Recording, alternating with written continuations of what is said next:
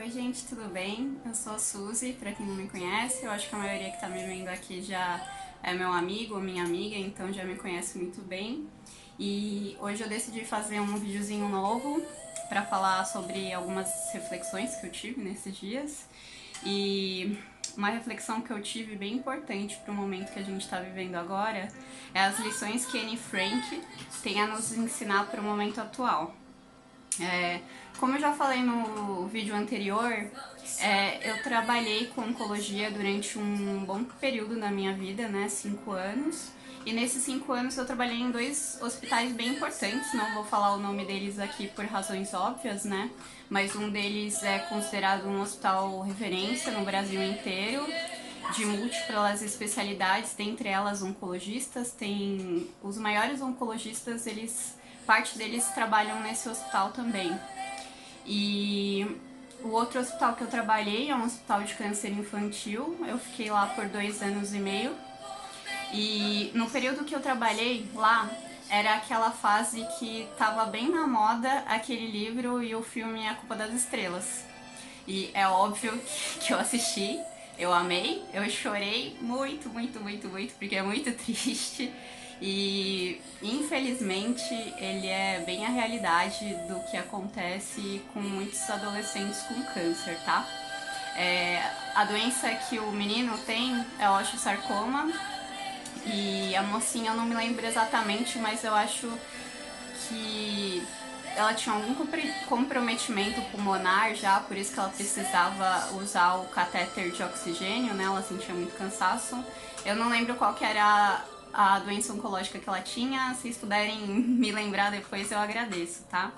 Mas não sei se vocês lembram, tem uma parte do filme que um dos sonhos dela era conhecer Amsterdã. E aí que quando eles ganham como se fosse aquele prêmio lá que parece meio que uma coisa assim, tipo meio Make-A-Wish, sabe?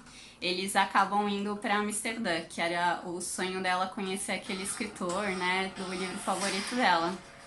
E aí que assim, quando eles estão lá em Amsterdã, eles ficam naquela cidade que tem um clima assim super acolhedor, romântico, e eles acabam indo na casa onde viveu a Anne Frank e a família dela, um casal de colegas dos pais dela e mais um morador.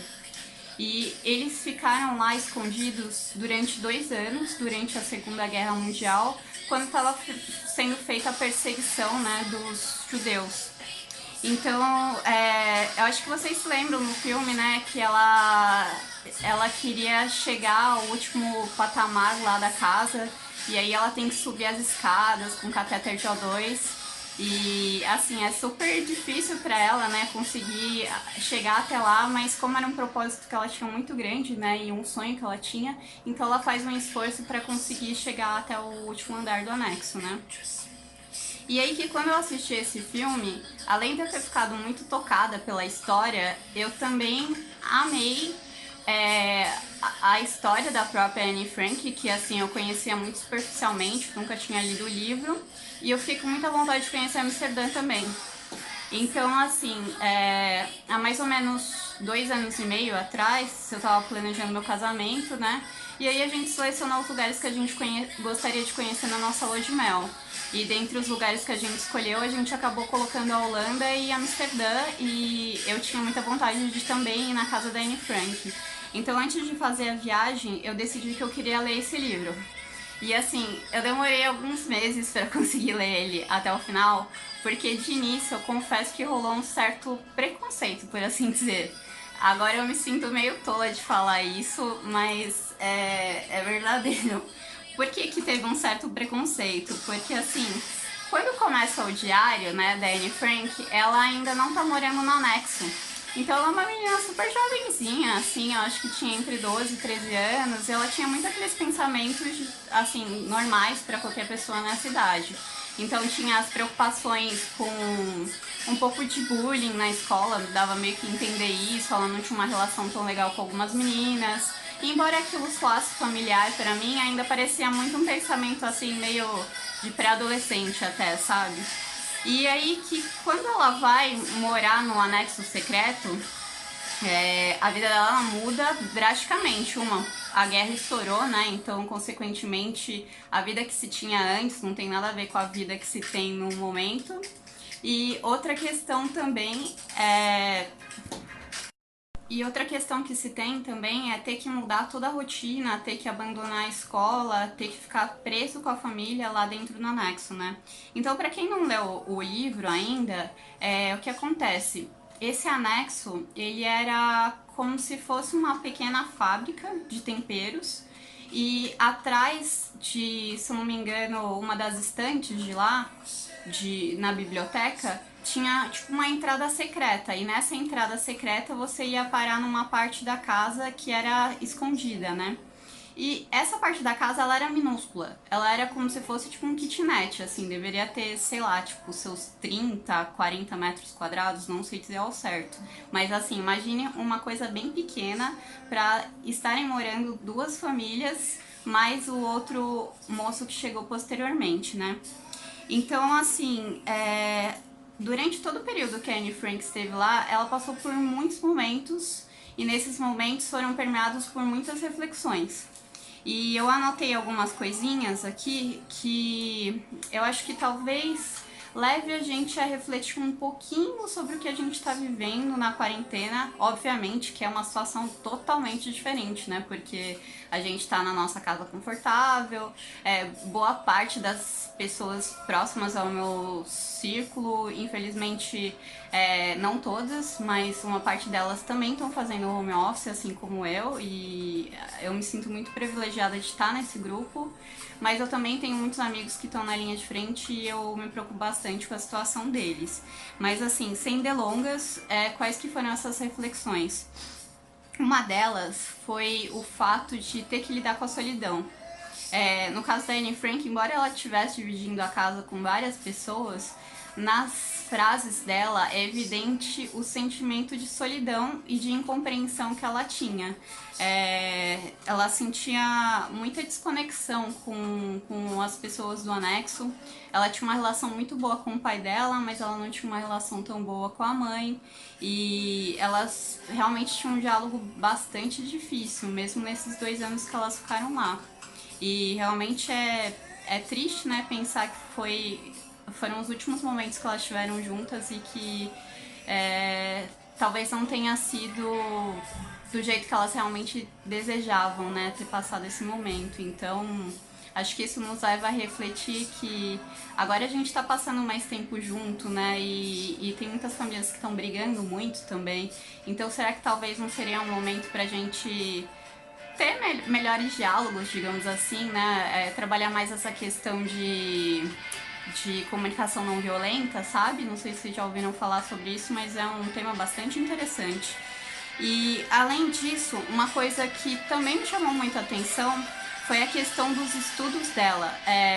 Ela, tanto ela quanto a irmã e os outros habitantes da casa, eles tinham uma rotina bem estabelecida. Então, assim, tinha um horário para comer, tinha um horário para estudar, tinha um horário meio que para fazer alguma atividade física. E eles manteram essa rotina por bastante tempo, assim.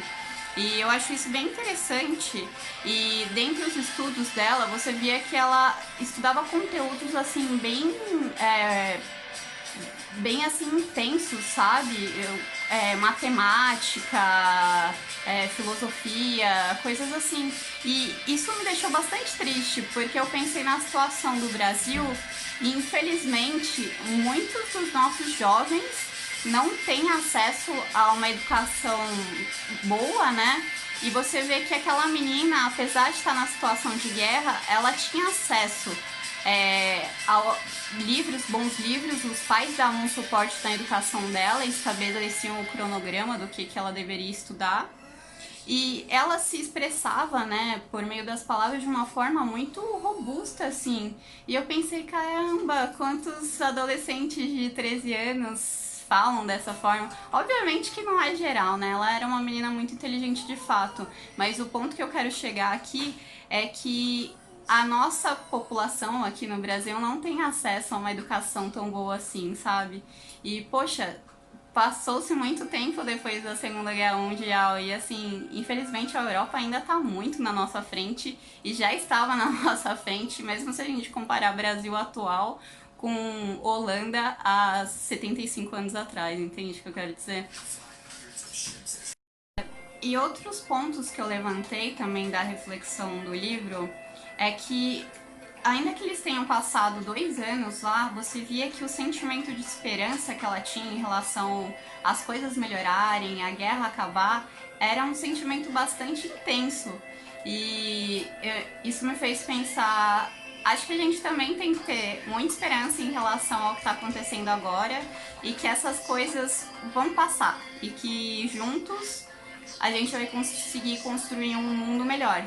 Se a gente não deixar de ver o lado positivo das coisas, mesmo que seja muito difícil num momento triste como esse, mas poxa, ela estava no meio da guerra, faltava comida para ela, eles estavam presos numa casa que não se podia andar de sapatos para não fazer barulho na fábrica e estava totalmente tudo fechado, com cortinas pretas na escuridão, e eles ficaram 2 anos lá e não perderam as esperanças. Então não parece justo a gente perder a esperança, sendo que a gente tá na nossa casa confortável, com a geladeira cheia, assistindo Netflix, com Spotify, internet rápida, podendo falar com os nossos amigos e nossa família por meio dos recursos digitais. Então, assim, não parece justo perder as esperanças, sabe? Vocês concordam comigo?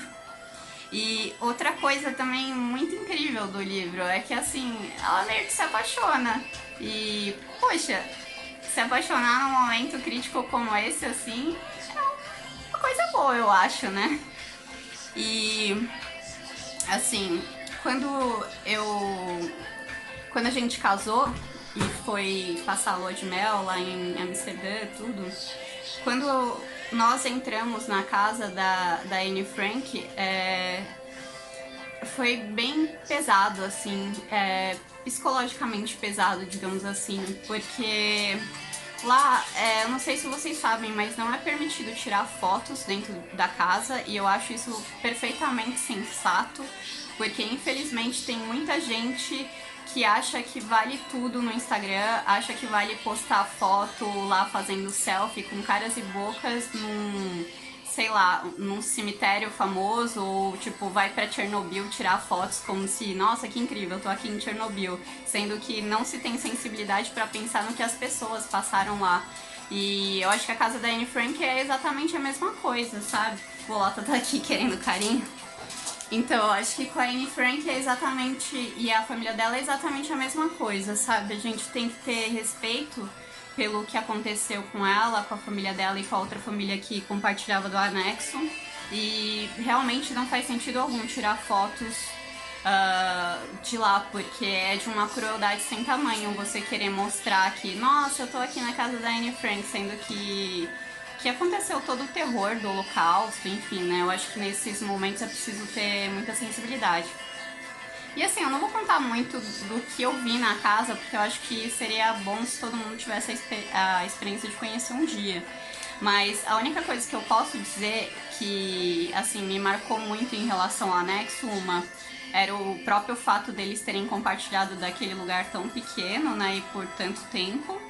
E assim, no final da visita você assiste alguns vídeos, né, falando sobre o Holocausto. Tem um vídeo do próprio pai da Anne Frank que, infelizmente, né, somente ele da família acabou sobrevivendo, né, ao terror do Holocausto.